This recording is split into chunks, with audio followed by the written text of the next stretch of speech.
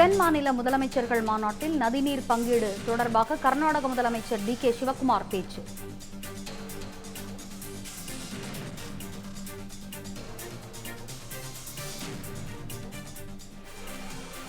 தென் மாநில முதலமைச்சர்கள் மாநாட்டில் நதிநீர் பங்கீடு தொடர்பாக கர்நாடக முதலமைச்சர் டி.கே. சிவக்குமார் பேச்சு.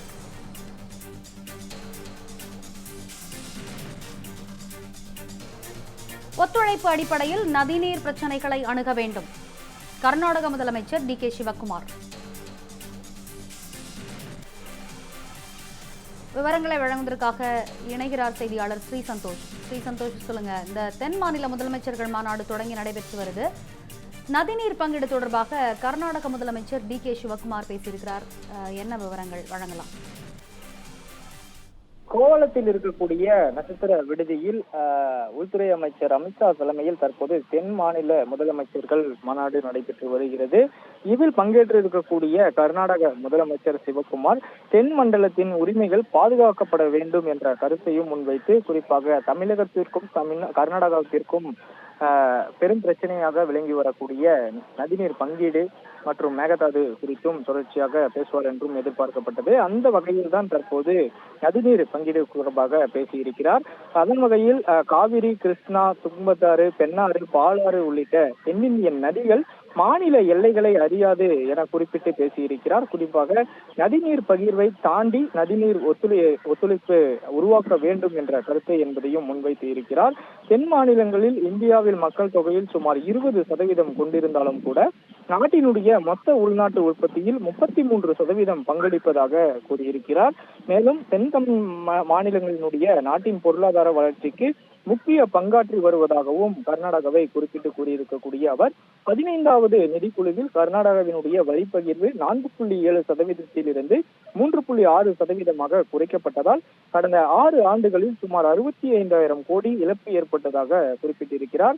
இந்த நிதிக்குழு பரிந்துரைக்கு 5,495 கோடி சிறப்பு மானியமும் 6,000 கோடி மாநிலத்துக்கான குறிப்பிட்ட மானியமும் வழங்கப்படவில்லை என்றும் குற்றம் சாட்டியிருக்கிறார். கர்நாடகாவினுடைய வரிப்பங்கை மீண்டும் 4.7% உயர்த்த வேண்டும் என்றும், பெங்களூரு மும்பை அதிவேக ரயில் திட்டம், அதே போல ராய்ச்சூரில் எய்ம்ஸ் மருத்துவமனை உள்ளிட்ட கூடுதல் மத்திய திட்டங்களை வழங்க வேண்டும் என்றும் கர்நாடகா மாநிலத்திற்கு தேவையான பல்வேறு கருத்துக்களையும் பேசியிருக்கிறார். அதே போல நாடாளுமன்ற தொகுதி மறுவரையினுடைய தென் மாநிலங்களின் பிரதிநிதித்துவம் குறையக்கூடாது என்றும் 1971ஆம் ஆண்டு மக்கள் தொகை அடிப்படையை கொண்டு தொடர்ந்து பாதுகாக்கப்பட வேண்டும் என்றும், தற்போதுள்ள மக்கள் தொகையின் கணக்குகளிலே அந்த எண்ணிக்கையை முடக்காமல் அதற்குள் பெண்களுக்கான இடஒதுக்கீடையும் வழங்க வேண்டும் என்றும் குறிப்பிட்டு பேசியிருக்கிறார். நதிநீர் பிரச்சனையிலுடைய ஒத்துழைப்பு என்பது மிக முக்கியமான கருத்தாக இருந்து வருகிறது. அந்த வகையில் தான் காவிரி, கிருஷ்ணா, துங்கபத்தாறு மற்றும் பெண்ணாறு, பாலாறு உள்ளிட்ட தென்னிந்தியாவினுடைய நதிகள் மாநில எல்லைகளை அறியாது என்றும், நதிநீர் பகிர்வை தாண்டி நதிநீர் ஒத்துழைப்பை உருவாக்க வேண்டும் என்றும் குறிப்பிட்டிருக்கிறார். சமத்துவம், வெளிப்படைத்தன்மை, ஒத்துழைப்பு ஆகிய 3 கொள்கையினுடைய அடிப்படையில் நீர்வள பிரச்சனைகளை அணுக வேண்டும் என்றும், கர்நாடகா சட்டப்பூர்வ நீர் பங்கை மதிக்க வேண்டும் என்றும் கூறியிருக்கிறார்.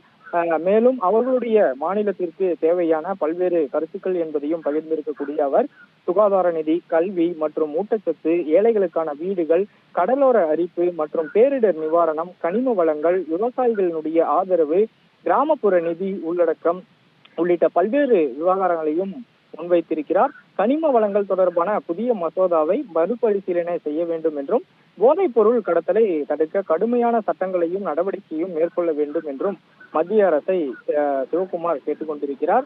கர்நாடகா எந்த ஒரு புகாரும் தெரிவிக்க வரவில்லை. இந்தியாவின் வளர்ச்சியில் ஒரு பங்களிப்பாக இருந்து வருகிறது. எங்களுக்கு தேவையானது நிதியிலும் பிரதிநிதித்துவத்திலும் மாநிலங்களுக்குரிய மரியாதையிலும் நியாயம் வேண்டும் என்றும் தற்போது சிவக்குமார் இந்த மாநாட்டில் பேசியிருப்பதாக கூறியிருக்கின்றனர்.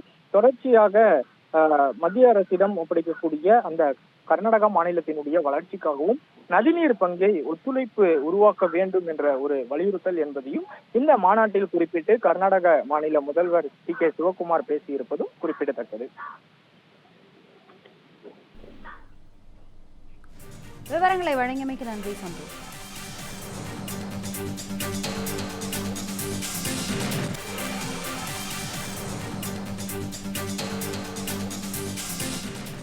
தண்ணீர் நம்மை ஒன்று சேர்க்க வேண்டும், பிரிக்கக்கூடாது. தென் மாநில முதலமைச்சர்கள் மாநாட்டில் நதிநீர் பங்கீடு தொடர்பாக கர்நாடக முதலமைச்சர் டி.கே. சிவக்குமார் பேச்சு.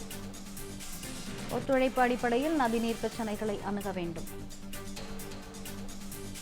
காவிரி, கிருஷ்ணா, துங்கபத்ரா, பெண்ணாறு, பாலாறு உள்ளிட்ட தென்னிந்திய நதிகள் மாநில எல்லைகளை அறியாது. சமத்துவம், வெளிப்படைத்தன்மை, ஒத்துழைப்பு அடிப்படையில் நீர்வள பிரச்சினைகளை அணுக வேண்டும். தண்ணீர் நம்மை ஒன்று சேர்க்க வேண்டும், பிரித்துவிடக்கூடாது என்று கர்நாடக முதலமைச்சர் டி.கே. சிவக்குமார் நதிநீர் பங்கீடு தொடர்பாக பேச்சு. நதிநீர் பங்கீடு என்ற நிலையிலிருந்து நதிநீர் ஒத்துழைப்பு என்ற நிலைக்கு நகர வேண்டிய நேரம் இது என்று சிவக்குமார் பேசியிருக்கிறார். தொகுதி மறுவரையறையில் தென் மாநிலங்களின் பிரதிநிதித்துவம் குறையக்கூடாது என்றும் கர்நாடக முதலமைச்சர் டி.கே. சிவக்குமார் பேச்சு.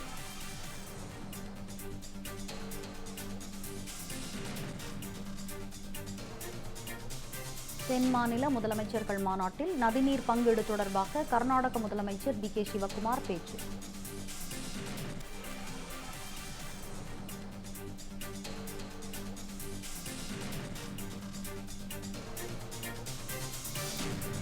தென் மாநில முதலமைச்சர்கள் மாநாட்டில் நதிநீர் பங்கீடு தொடர்பாக கர்நாடக முதலமைச்சர் பேச்சு. ஒத்துழைப்பு அடிப்படையில் நதிநீர் பிரச்சினைகளை அணுக வேண்டும் என்று கர்நாடக முதலமைச்சர் டி.கே. சிவக்குமார் பேச்சு.